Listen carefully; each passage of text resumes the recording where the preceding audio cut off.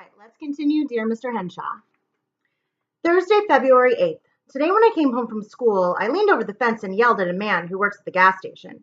Hey, Chuck, what's in the box that says alarm system on the side of the station? I know his name is Chuck because it says so on his uniform. Batteries, Chuck told me. Batteries in a bell. Batteries are something to think about. I started another story, which I hope will get printed in the Young Writer's Yearbook. I think I will call it the 10-Foot Wax Man. All the boys in class are writing weird stories full of monsters, lasers, and creatures from outer space. Girls seem to be writing mostly poems or stories about horses. In the middle of working on my story, I had a bright idea. If I took my lunch in a black lunchbox, the kind men carry, and got some batteries, maybe I really could rig up a burglar alarm. Friday, February 9th. Today I got a letter from Dad, postmarked Albuquerque, New Mexico. At least I thought it was a letter, but when I tore it open, I found a $20 bill and a paper napkin. He had written on the napkin, "Sorry about Bandit, here's $20. Go buy yourself an ice cream cone, Dad." I was so mad, I couldn't say anything. Mom read the napkin and said, "Your father doesn't mean you should actually buy an ice cream cone." "Then why'd he write it?" I asked. "That's his way of trying to say he really is sorry about Bandit. He's just not very good at expressing feelings." Mom looked sad and said, "Some men aren't, you know." "What am I supposed to do with $20? I asked. "Not that we couldn't use it." "Keep it," said Mom. "It's yours, and it will come in handy." When I asked if I had to write and thank Dad, Mom gave me a funny look and said, "That's up to you." Tonight I worked hard on my story for young writers about the 10-foot wax man and decided to save the $20 towards a typewriter. You can Google it. When I get to be a real author, I will need a typewriter. February 15th. Dear Mr. Henshaw, I haven't written to you for a long time because I know you are busy, but I need help with the story. I'm trying to write for the Young Writer's Yearbook. I got started, but I don't know how to finish it. My story is about a man, 10 feet tall, who drives a big truck, the kind my dad drives. The man is made of wax, and every time he crosses the desert, he melts a little. He makes so many trips and melts so much he finally can't handle the gears or reach the brakes. That is as far as I can get. What should I do now? The boys in my class who are writing about monsters just bring in a new monster on the last page to finish off the villains with a laser. That kind of ending doesn't seem right to me. I don't know why. Please help. Just a postcard will do. Hopefully. Lee Botts. P.S. Until I started trying to write a story, I wrote in my diary almost every day. February 28th. Dear Mr. Henshaw, thank you for answering my letter. I was surprised that you had trouble writing stories when you were my age. I think you are right. Maybe I'm not ready to write a story. I understand what you mean. A character in a story should solve a problem or change in some way. I can see that a wax man who melts until he's a puddle wouldn't be there to solve anything, and melting isn't the sort of change you mean. I suppose somebody could turn up on the last page and make candles out of him. That would change him all right, but that is not the ending I want. I asked Miss Martinez if I had to write a story for young writers, and she said I could write a poem or a description. Your grateful friend, Lee. P.S. I bought a copy of Ways to Amuse a Dog at a garage sale. Garage sale. I hope you don't mind. From the Diary of Lee Botts, Volume 2. Thursday, March 1st. I'm getting behind in this diary for several reasons, including working on my story and writing to Mr. Henshaw, in parentheses, really not just pretend, in parentheses. I also had to buy a new notebook because I had filled up the first one. The same day, I bought a beat-up black lunchbox in a thrift store down the street and started carrying my lunch in it. The kids were surprised, but nobody made fun of me because a black lunchbox isn't the same as one of those square boxes covered with cartoon characters that first and second graders carry. A couple of boys asked if it was my dad's. I just grinned and said, "Where do you think I got it?" The next day, my little slices of salami rolled around cream cheese were gone, but I expected that. But I'll get that thief yet. I'll make him really sorry he ate all the best things out of my lunch. Next, I went to the library for books on batteries. I took out a couple of easy books on electricity, really easy, because I have never given much thought to batteries. About all I know is that when you want to use a flashlight, the battery is usually dead. I finally gave up on my story about the 10-foot wax man, which was really pretty dumb. I thought I would write a poem about butterflies for young writers because a poem can be short, but it is hard to think about butterflies and burglar alarms at the same time. So I studied electricity books instead.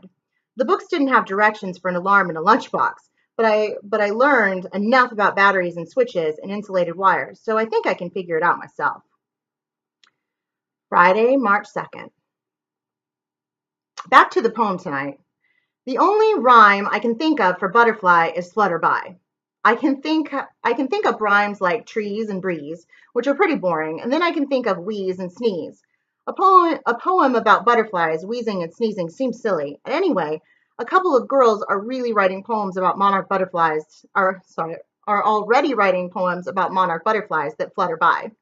Sometimes I start a letter to Dad thanking him for the $20, but I can't finish that either. I don't know why. Saturday, March 3rd. Today I took my lunchbox Today I took my lunchbox and Dad's $20 to the hardware store and looked around. I found an ordinary light switch, a little battery, and a cheap doorbell.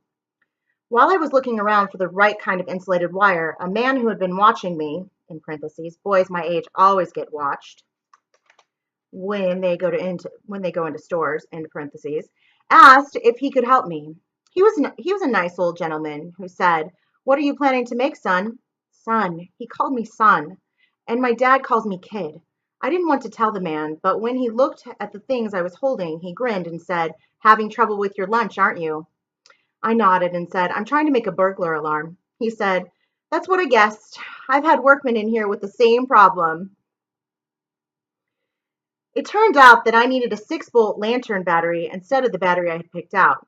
He gave me a couple of tips, and after I paid for the things, a little slap on the back and said, "Good luck, son." I tore home with all the things I bought. First, I made a sign for my door that said, "Keep out, Mom. That means you." Then I went to work fastening one wire from the battery to the switch and from the other side of the switch to the doorbell.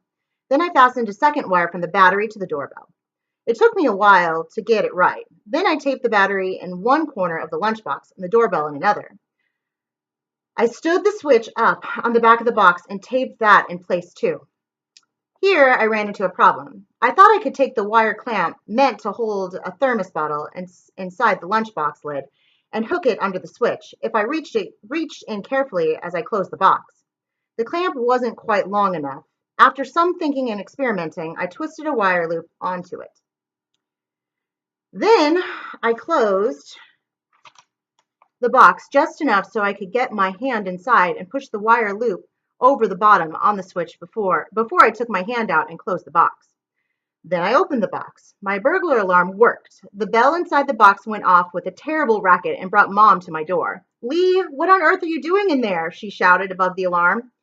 I let her in and gave her a demonstration of my burglar alarm. She laughed and said it was a great invention. One thing was bothering me. Would my sandwich muffle the bell? Mom must have been wondering the same thing because she suggested taping a piece of cardboard into the lid that would make a shelf for my sandwich. I did, and that worked too. I can't wait until Monday. Monday, March 5th. Today Mom packed my lunch carefully, and we tried the alarm to see if it still worked. It did, good and loud. When I got to school, my friend Mr. Friendly said, "Nice to see you smiling, Lee. You should try it more often." I parked my lunchbox beside the partition and waited. I waited all morning for the alarm to go off. Miss Martinez asked if I had my mind on my work. I pretended I did, but all that time I was really waiting for my alarm to go off so I could dash back behind the partition and tackle the thief. When nothing happened, I began to worry. Maybe the loop had somehow slipped off the switch on the way to school.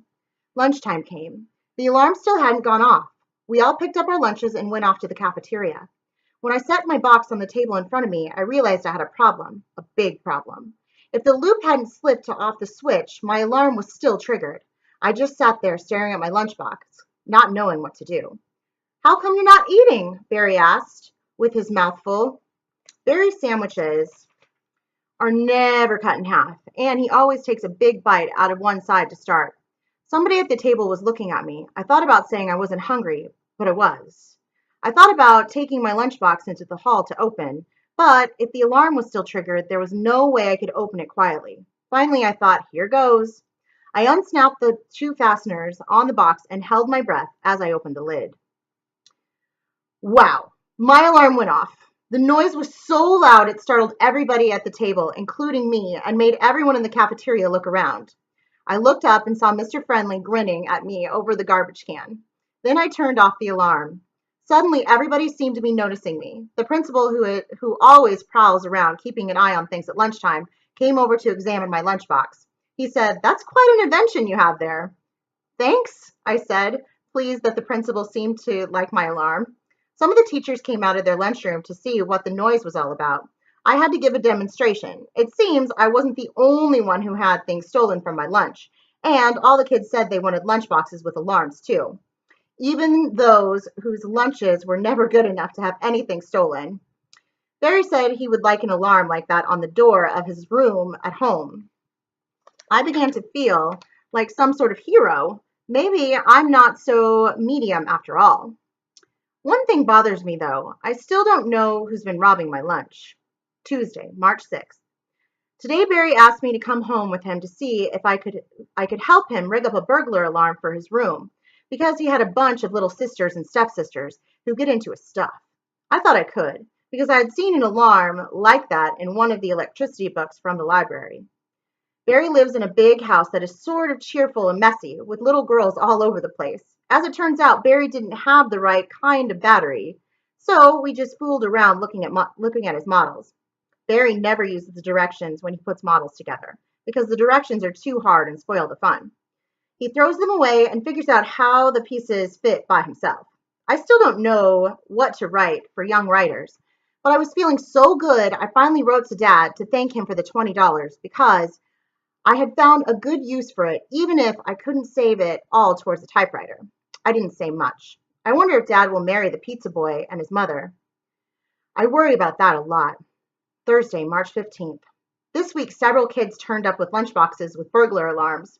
You know, that song about the hills ringing with the sound of music? Well, you might say our cafeteria rang with the sound of burglar alarms. The fad didn't last long, and after a while I didn't even bother to set my alarm. Nobody had robbed my lunchbox since I set it off that day. I never did find out who the thief was, and now that I stop and think about it, I'm glad. If he had set off the alarm when my lunchbox was in the classroom, he would have been in trouble, big trouble. Maybe he was just somebody whose mother packed bad lunches. Jelly sandwiches on that white bread that tastes like Kleenex. Or maybe he had to pack his own lunches and there was never anything good in the house to put in them. I have seen people look into their lunches, take out the cookies and throw the rest in the garbage. Mr. Friendly always looked worried when they do this. I'm not saying robbing lunchboxes is right. I'm saying I'm glad I don't know who the thief was because I have to go to school with him. All right, I think we'll continue on the next video.